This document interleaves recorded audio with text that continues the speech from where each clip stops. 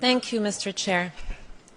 Given that a number of states have spoken about Palestine directly, we have prepared 3 replies, which we will read one after the other, and we kindly ask for your indulgence in that regard.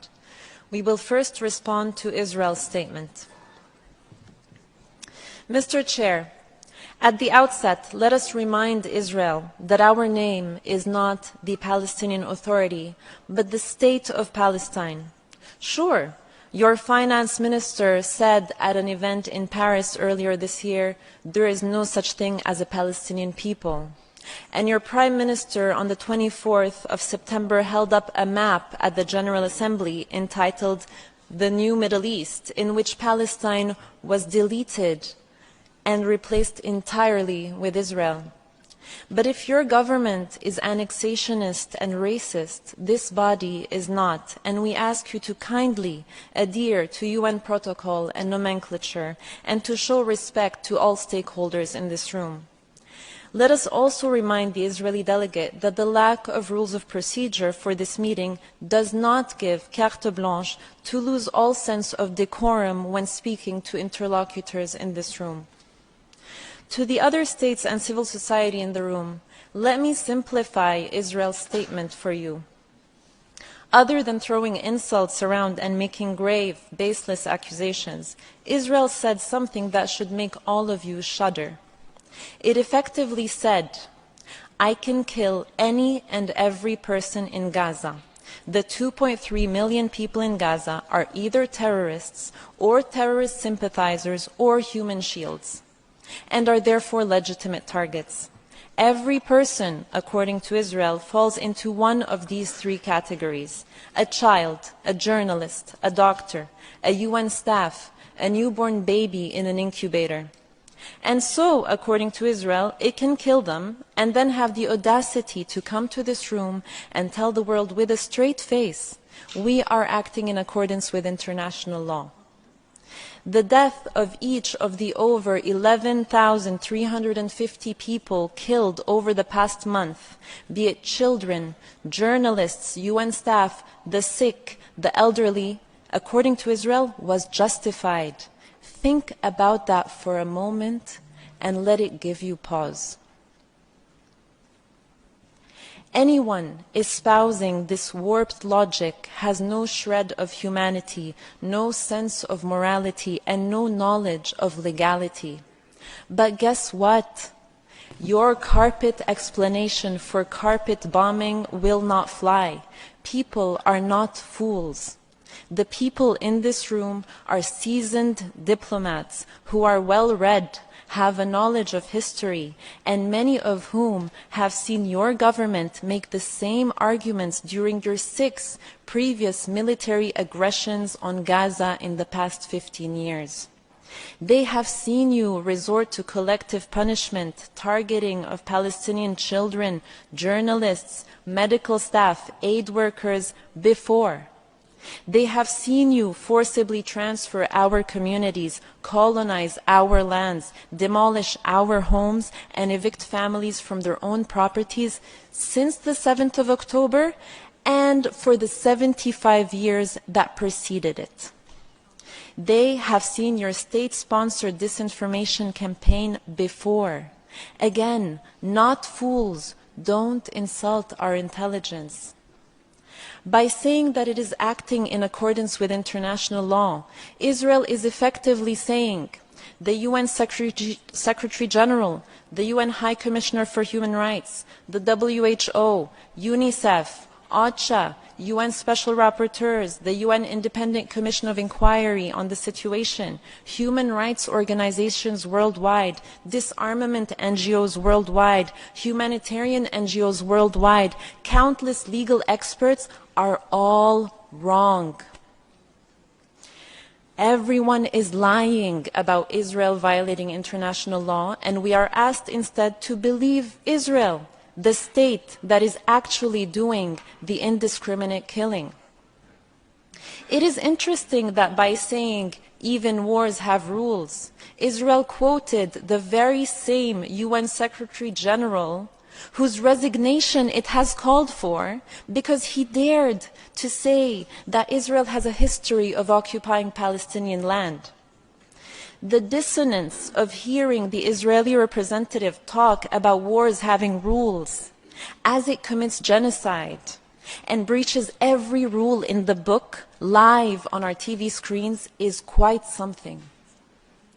To Israel we say, we see through your PR and disinformation. The whole world sees through your PR and disinformation. The millions of people filling the streets in every major capital of the world, calling you out for genocide, sees through your PR and disinformation. Perhaps you think that with your incendiary rhetoric, we will all forget the incitement, the declarations and acts of Israeli officials, the people you represent, to wipe out Gaza, to drop a nuclear bomb on the Palestinian people, to destroy the human animals and children of darkness. Perhaps you think that your constant intimidation and threatening language will make everyone overlook the fact that Israel is, as we speak, killing babies, youth, women, men, elderly, no one too small or too old or too sick to be spared its wrath. Perhaps you think that by cutting off telecommunications and imposing yet another blackout on Gaza, you can continue to commit genocide while avoiding the annoyance of people being able to use their phones and computers to report on it. Perhaps you think that as your trigger-happy soldiers continue to kill journalists, 41 so far, the highest number of journalists killed over a 4-week period than in any conflict in the last 3 decades, you think that no one will be left to expose your crimes.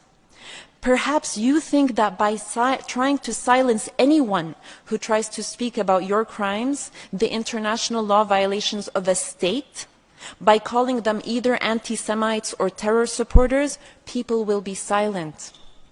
And your intimidation campaign knows no bounds. They attack Palestinians, Jews, Israelis, UN officials, politicians, parliamentarians, university professors, and anyone worldwide who calls you out for your violations of international law. But guess what? Your intimidation and silencing will not work. We, along with all peace-loving nations and along with all people of conscience around the world, will not be silent. We will continue to call you out on your crimes, to call for accountability for your violations, for sanctions as your government continues to reject calls for a ceasefire, to massacre our people, and to entrench your colonial occupation and apartheid regime. Something your country should have learned over the past 75 years is that the Palestinian people are a people who refuse to disappear. And your nuclear threats and your bombs and your tanks and your bulldozers will never break the Palestinian people's will to be free and to live in the dignity and peace to which all people are entitled. Unlike you, we have consistently stood in this forum calling for respect for international law, for ethical principles to guide state behavior, for peace over war, for humanity over national interests, for disarmament over destruction. Once again, we stand in this forum to call on all states to respect and ensure respect for international law. Let the law be the measure by which all are judged, not propaganda and hateful, biased spin steeped in racism. And to Israel's absurd assertion that Palestinians have a problem with people of Jewish faith, and give the impression that this is a religious conflict, let us say it loud and clear. This is not and has never been about religion. Had the occupiers of our land or the violators of our rights been Muslim, Christian, Buddhist, Hindu, atheist, or of any other conviction, we would have called them out all the same. Palestine has always been multiracial, multi-ethnic, and multi-religious.